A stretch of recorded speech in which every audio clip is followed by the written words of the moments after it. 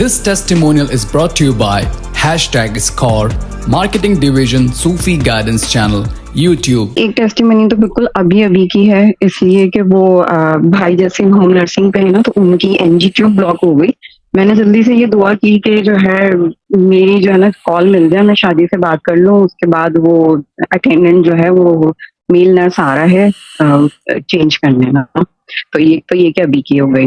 और दूसरी ये है कि भाई की तबीयत को ही लेके है। सूरह मुजम्मिल आपने पढ़ने को दी थी, उससे पहले भाईजान का ऑपरेशन हुआ था।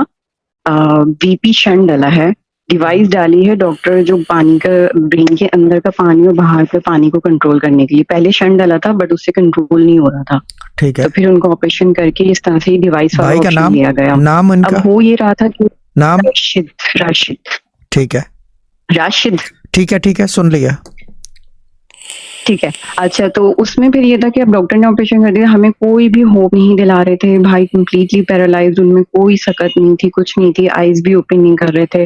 फिर आपसे बात हुई तो आपने सूरह मुजम्मिल पढ़ने को बताया।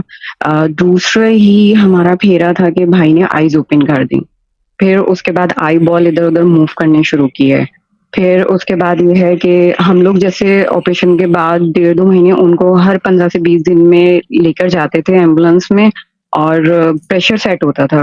डॉक्टर वही बाहर डिवाइस से प्रेशर सेट करते थे, तो प्रेशर ही सेट नहीं हो रहा था। लेकिन माशाल्लाह से उसके बाद शादी अभी ये हुआ है कि अभी लास्ट का जो सीटी स्कैन हुआ है उसमें भाई के ब्रेन की हीलिंग आई है। दोनों साइड से हीलिंग हो गई है। डॉक्टर खुद हैरान है और हमसे कह रहे थे कि ये तो कोई मौजज़ा हुआ है। बोलना कि एक मिनट, ये मौजज़ा इस प्लेटफॉर्म से हुआ है, सूफी गाइडेंस चैनल यूट्यूब से।